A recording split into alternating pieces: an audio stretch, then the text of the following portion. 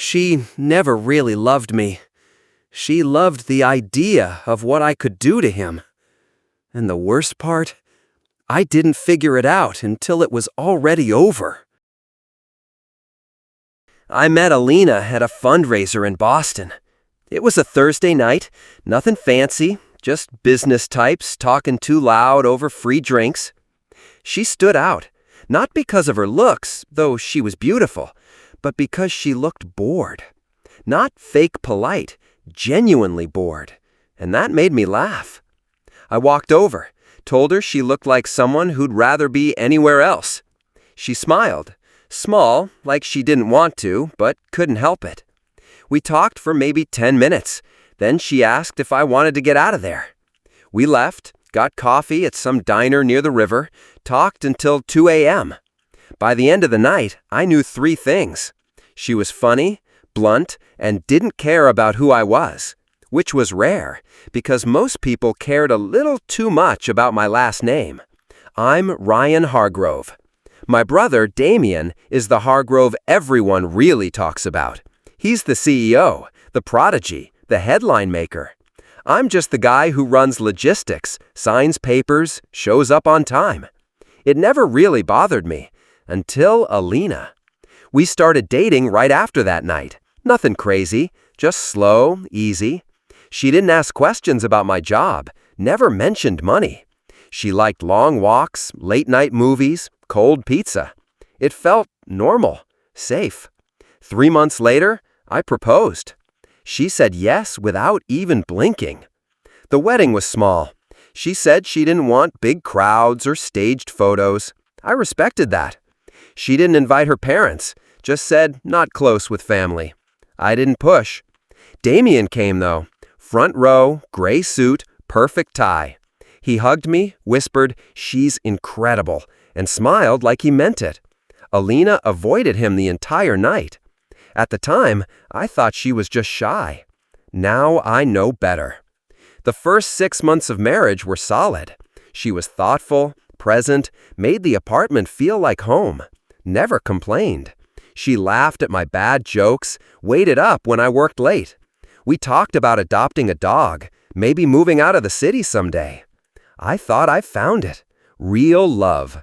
Quiet, grounded, honest. But then small things started piling up. She'd go silent when Damien's name came up, not annoyed, tight. She'd leave the room when he called me. One day, she deleted a voicemail from him before I listened to it. When I asked, she said it sounded work-related. I let it go. A week later, I caught her looking through an old photo album, one my mom made years ago. She stared at a picture of Damien for a long time. When I asked what she was doing, she just said, "You two don't really look alike." Then she laughed, but not the way she usually did. Things changed after that. Not suddenly, slowly. She started sleeping with the door slightly locked. She'd flinch when I reached for her too quickly. She'd say she was tired more often, distant during dinner, distracted during sex. I thought maybe it was me, that I'd done something wrong. I offered therapy, a break, time off to focus on us. She smiled, told me I was too good for her. I thought she meant it as a compliment. Turns out, she meant it as a warning. I noticed it every time I said his name. Damien. She'd blink once, shift her body slightly, then change the subject. Every single time. It took me a while to connect it. At first, I thought she was just uncomfortable with my family, maybe felt like she didn't belong. But it wasn't my parents. It wasn't my cousins. It was just him. One night, we were out having dinner on East 62nd, small Italian place we both liked. Nothing fancy, just pasta and wine and background noise. I told her Damien was speaking at a fintech summit in Chicago, said I was thinking of going to support. She nodded, stirred her drink, didn't ask anything. Then she said, "Do you ever feel like he's too perfect?" I paused, not because it was a weird question, but because it came out of nowhere. "Too perfect how?" I asked. She shrugged, like, "People don't really know him." I laughed, Said something like, "He's my brother, not a Marvel villain." She smiled, but it didn't reach her eyes. We didn't talk about it again, but I remembered that moment for a long time. A few days later, I found her crying in the bathroom. She wasn't sobbing, just standing in front of the mirror, staring, face wet. I asked if something was wrong. She said, "Just tired." That was it. No explanation, no follow-up. The next morning, she made pancakes like nothing happened. I let it go, because I didn't know how to push without breaking something. I started asking quiet questions after that. I asked her how she grew up, where she went to school, who her childhood best friend was. Her answers changed slightly each time. One time she said she was from Michigan, another time it was Ohio. She said she studied psychology, but when I mentioned a professor from Columbia, she didn't recognize the name. It wasn't huge, but it was enough to feel off. She didn't like giving details, and any time I got close to real ones, she found a way to flip the subject. 2 weeks later, I was cleaning out an old storage box in the guest room. It had junk mail, tax forms, some old greeting cards. At the bottom was a torn envelope addressed to a Danielle Martin with a forwarding sticker that said "Return to Sender." Same handwriting as hers, same pen. I Googled the name. Nothing major came up, just a few tagged photos from 10 years ago and some college albums. But one caught my eye. A group picture at a party, 10 people, blurry background. And in the far right corner, Damien, standing next to her. I didn't confront her right away. I couldn't. I needed more. So I printed the photo, slipped it into a drawer, waited. That week, I asked her again, casually, if she and Damien had ever crossed paths before me. She laughed, said, "What, like dated?" I shrugged. It's a small world. She kissed me on the cheek and said, "I picked you, remember?" And I did. I remembered that night at the fundraiser. How she walked straight up to me, not him, me. At the time, it felt lucky. Now, it felt targeted. I asked Damien later that weekend, not directly, just brought her name up during brunch with our parents. "Alina, ever strike you as familiar?" I asked, careful with my tone. He paused, cut into his eggs, then said, "Why? Something happen?" I shook my head. "No, just a weird dream. Thought maybe she knew you before." He smiled. "She probably just knows the name. Everyone does." I nodded. But for the first time in my life, I couldn't tell if Damien was lying. That night, Alina didn't sleep beside me. Said she had a headache. I stayed awake and listened to her breathing through the wall. And for the first time since we got married, I asked myself, who the hell did I actually marry? I didn't trust her anymore. I didn't say it out loud, not even to myself. But every time I looked at her, I knew I was watching someone I didn't really know. After finding the photo, I couldn't ignore it. Her past wasn't just vague, it was invisible. No tagged college memories, no school newsletters, no old friends dropping likes on her photos. Nothing. She barely used social media, said she hated it, said it was a waste of time. But I'd seen the way she scrolled through mine, quietly, like she was looking for something. I started slow. I asked for her old resume, told her I was applying for a board position and needed help formatting mine. She handed me a folder the next day. Clean, organized, too clean. 4 previous jobs, 2 schools, no gaps. Too perfect. The problem? None of it checked out. I called the consulting firm she supposedly worked at in Chicago. The number was disconnected. I looked up the university where she said she got her master's, no record under her name, or any variation of it. No Alina, no Danielle. I even reverse searched the address she listed on one of her forms. It belonged to an elderly couple in Arizona. They'd been living there for 22 years, never rented the place out. I confronted her, lightly. Asked her to remind me which years she was in grad school. She said 2011 to 2013. I smiled, nodded, Didn't mention that her supposed program didn't exist until 2014. She noticed something in my face. Later that night, she asked if I was okay. I said yes. She hugged me longer than usual, almost like she was scared of losing something. That weekend, I went through her drawers when she was in the shower. No journals, no photos. Just one black envelope tucked inside her jewelry box. Inside it was a newspaper clipping. Torn edges, old. I unfolded it slowly. It was an article, dated 8 years ago, from a local paper in Vermont. Headline: Hargrove executive settles sexual harassment allegation privately. My heart stopped. I scanned it. The article never said the accuser's name, only mentioned a young woman employed briefly as a junior assistant. The executive named? Damien. I read it twice, 3 times. I'd never heard of it. My family never talked about it. And I worked in the same damn company. I kept the clipping, didn't say a word to Alina. But from that day on, I saw her differently. Not as a liar, but as someone with a reason to lie. The next few days, I dug deeper. I called a private investigator, someone I'd used before to vet business partners. I gave him one instruction. I want everything on my wife before she met me. No judgment, no assumptions, just facts. It took him 5 days. He emailed me a file, password protected. I opened it at 2 a.m., sitting alone in the kitchen while Alina slept in the bedroom. Her real name was Danielle Martin. Born in Vermont. Dropped out of college after 1 year. No employment history for nearly 5 years. During that same window, she moved cities 3 times. The only record of steady income came 6 months before we met, as an event hostess under a fake name at a series of corporate fundraisers.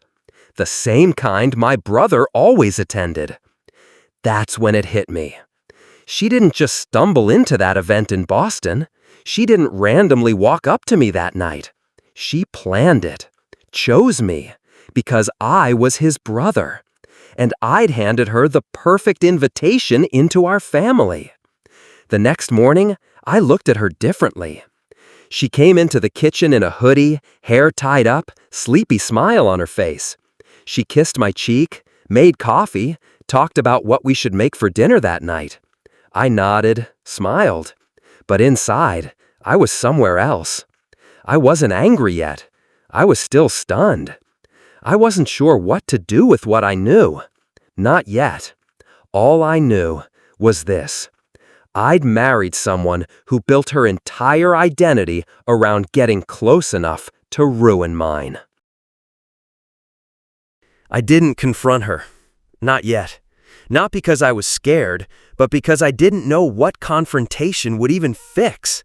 Would she admit it? Apologize? Cry and say it wasn't about Damien anymore? Or worse, would she say nothing at all? So I waited and watched. The day after I got the file from the investigator, I started pulling away.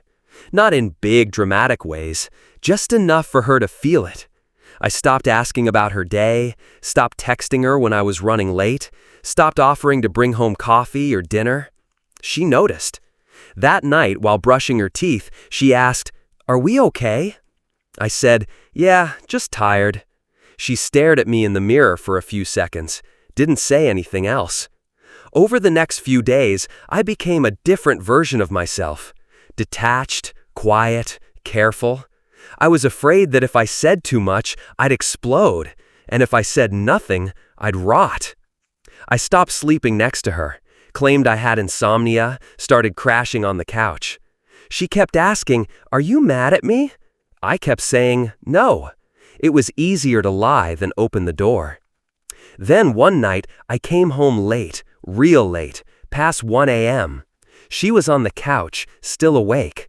No TV, no music, just sitting there in the dark.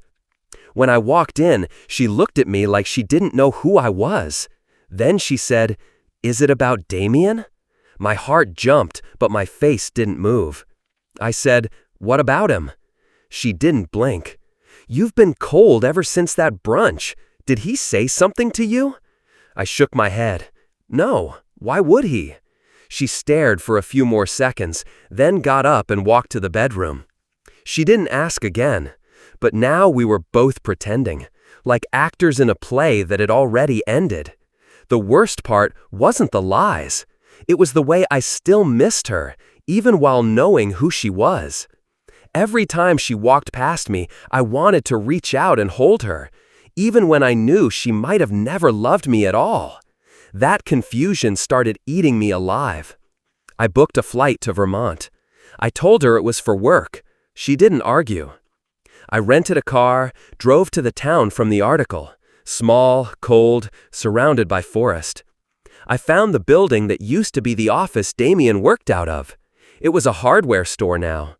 The guy behind the counter said he'd bought it from the old finance people 6 years ago. He remembered one name, that Hargrove guy. Didn't remember the girl. I asked around. Local cafe, small bookstore, gas station. No one remembered Danielle. No one remembered Elena either. But one woman, maybe mid-60s, leaned over and said, "There was a girl who left real fast after some big man got her fired. Whole thing was hush-hush." She didn't know the name, but I knew the story. On the way home, I stared out the plane window and tried to make sense of it all. Was I her revenge, her healing, a weapon, or just the nearest open door? When I got home, the apartment was spotless. She was baking something, said she felt like trying a new recipe. I nodded, said it smelled good. She asked if the trip was productive. I lied, said yes. She smiled, kissed my cheek, and I stood there, letting her. That night, I couldn't take it anymore. I pulled out the file from the investigator, dropped it on the table in front of her. Didn't say a word. She looked at it, slowly opened the folder, read the first page, then the second. When she reached the news clipping, she froze. No tears, no gasps, just a quiet, defeated breath. She looked up at me and said, "So now you know." I nodded. "How long was this the plan?" I asked. She didn't answer. Just said, "I didn't expect to actually like you." That hurt more than anything else. I slept in the car that night. Not because I was kicked out. I left on my own. I couldn't breathe in that apartment anymore. Everything in it felt borrowed, built on someone else's pain, someone else's lie. I stayed in a motel for 2 nights. Cheap place near Queens, off the freeway. Noisy AC, burnt coffee, a mattress that caved in the middle. It felt honest. I didn't talk to anyone. Didn't answer calls from work. Didn't tell Damien. The only message I got was from Elena. "Let me know when you're ready to talk." I wasn't. On the 3rd day, I went back. She was sitting at the dining table, wearing the same sweater she wore the night we met. I walked in, didn't say anything.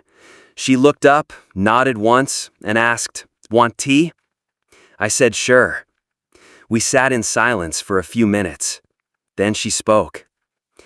"You think I planned every second of this. Maybe I did, maybe I didn't." I didn't respond. "But I didn't fake the nights we stayed up talking, or how you always left me the crust on your toast because I liked it." I said, "That's not enough." She nodded. "I know."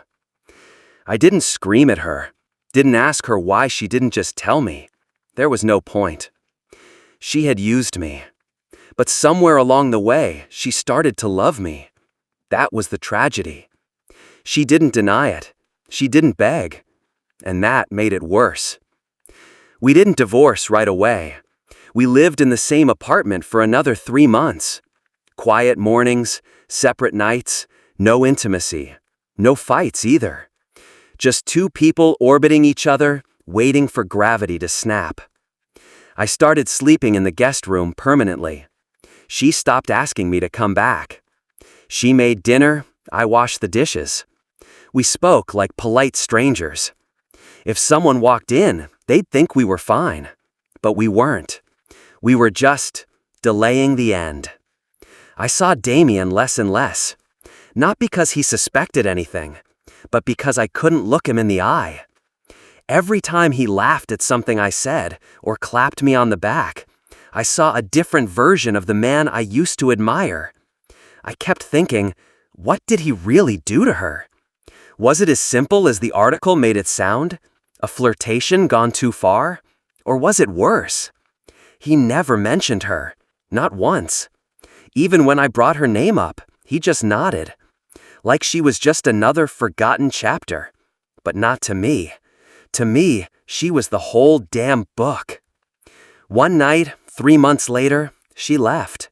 No goodbye, she just disappeared. Half the closet empty, no note, no closure. She left her wedding ring on the kitchen counter, next to my car keys. She didn't ask for alimony, didn't take any of my money. She just vanished. A week after she left, I found an envelope taped to the inside of one of her drawers. My name on the front. Inside, a USB drive. There was no password, no folder, just one video file. I almost didn't open it. But of course, I did. It was security footage, dated almost 5 years ago. A conference room, Damien sitting across from a young woman. Her. The audio was faint, but clear enough. It wasn't violent, wasn't loud, but it was clear Damien was cornering her, touching her arm when she moved away, blocking the door when she stood up. He kept saying, "You know how much you need this job." At the end, she pushed past him and left. He didn't follow. That was it. I closed the laptop and sat in the dark for a long time. She hadn't sent it to the police. She hadn't leaked it to the press.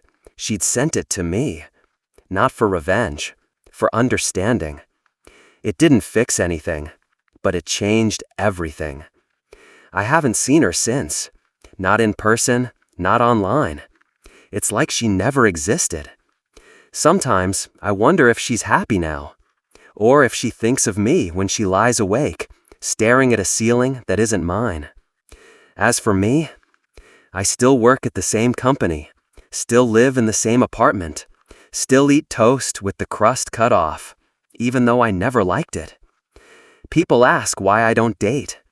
I just tell them, I had a good thing once, I let it go.